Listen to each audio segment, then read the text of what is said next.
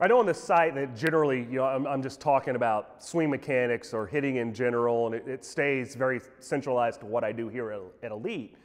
But there's often questions and interest on what I'm doing when I'm not here at Elite. And this past season, there was a pause on the members' blogs that we were shooting because I was basically on the road for 6 months. So it was an interesting transition for me to get into my first full pro season as an everyday professional baseball coach. And this year I really was that. I was a coach and an administrator. It was probably one of the most difficult jobs I've ever done in my life because I was the director of hitting for the Cubs, but I was also our lower level coordinator. And I was on the road to all of our affiliates the entire year for the simple fact that when you build a system that you put on paper, and you think it's going to be effective, you can't take a 30,000-foot view initially and really evaluate it. You've got to get into the trenches, you've got to see it every day, and you've got to poke as many holes into it as you can. And when I got out and onto the field, and I was in uniform this past year, there was a lot of holes.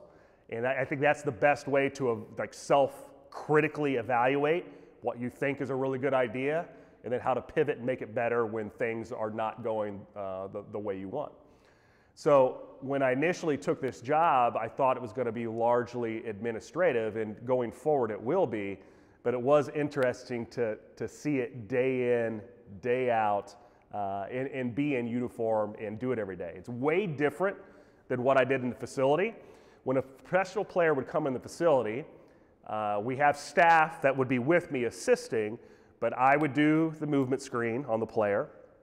I would do the baseline testing. I would analyze that player. I would go through the data with them, and then I'd put together the prescription. Now, I may not carry that out as the coach for that player, but other coaches will carry out the prescription I have.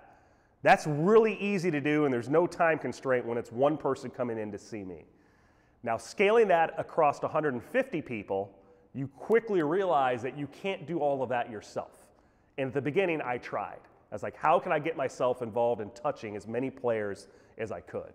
And what I learned in poking holes in this system is that you just can't. You hire good people, they can carry it out. What my role and responsibility is writing the player plans the same way, while other people are collecting and analyzing the data. And then it's my job to train the coaches in the system, hire the coaches that you feel like are going to really excel in your system, and then oversee it with the help of other people that are analyzing and carrying out the player plans too. So that's your minor league hitting coordinators, your affiliate coaches. Give them really pointed in detail on what you want them to be working on with the player, coming from me, and then how to objectively measure that. Because we have more bells and whistles as a professional organization than what I had even in my amateur facility, just because, of course, we have a much larger budget. And I would feel like the Cubs probably have more of those bells and whistles than probably any other team on the hitting side in baseball. So I use those things to objectively measure, are we getting better outside of just the sheer production numbers? Now, as you climb the ladder, those production numbers become much more valuable. But when you start to really dissect what is lacking, if production is lacking in any one area, there's underlying skills that feed into all of those metrics that front offices find very valuable. So I try to strip it down to where are we lacking in skill development, attack that, objectively measure it, and see how that affects the metrics. If it doesn't affect it in a positive way, that's on me. That's not on our coaches. I've given bad direction on what I felt like was going to improve player performance. So the challenging part of that is basically working around the clock for 6 months. All my front office duties, especially because of all the time changes, we have affiliates on the East Coast in Myrtle Beach, and there'd be times I'd be, well, even further east in the Dominican, where that doesn't get talked about domestically a lot, but the Dominican program is just incredible of what these kids go through on an everyday basis, basically being housed and schooled and playing baseball for a living at a very young age, signing these players when they're 16 years old and getting into professional baseball essentially right away. Incredible what they go through and everything they do before they ever step foot on the United States soil. But time difference there can be very challenging, just like it can be when you're in Arizona at that complex and then everywhere in between.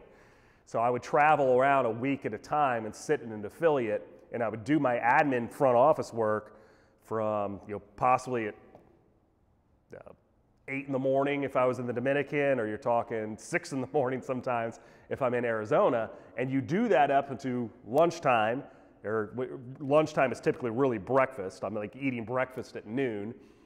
You go to the field, and then you go through all the activities that happen in the field that we'll typically get to the field at 1 o'clock or so for that 7 o'clock game that night. You're practicing. There's some downtime in there, and that downtime you're having coaches meetings, you're having player meetings.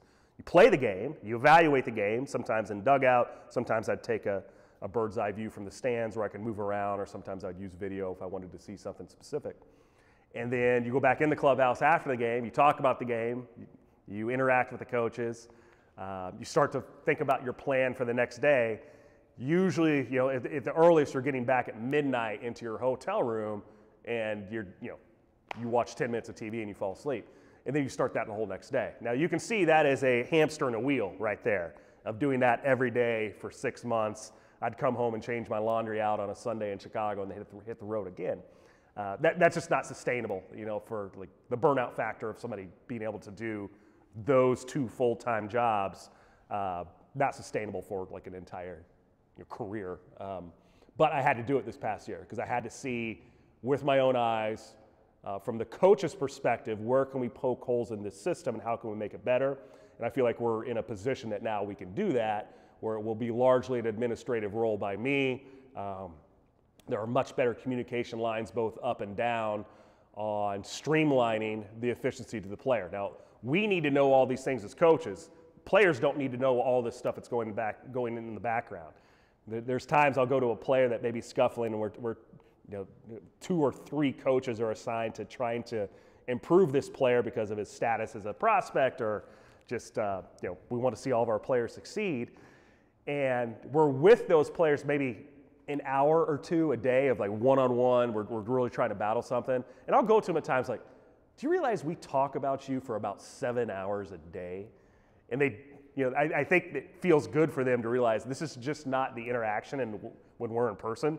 Like, all I'm doing is working on your stuff right now. And I'm spending 7 or 8 hours a day just thinking about you. I think the players lose that perspective. They need to know that we care about them, and that's an easy way to show. But at the same time, the work in the background is immense. And we have a lot of people that are working on, not just me, a lot of people that are working on that player's information, data, how we can make it better in the time frame. So it is pretty cool to see what is going on in the background on an everyday season. And hopefully the hamster wheel will be a little bit better for me this year as I take more of an administrative front office approach and filtering out the information both directions and trying to get it to the player where the coach doesn't have to worry about anything but executing the player plan and what they need to be working on with that player for that day.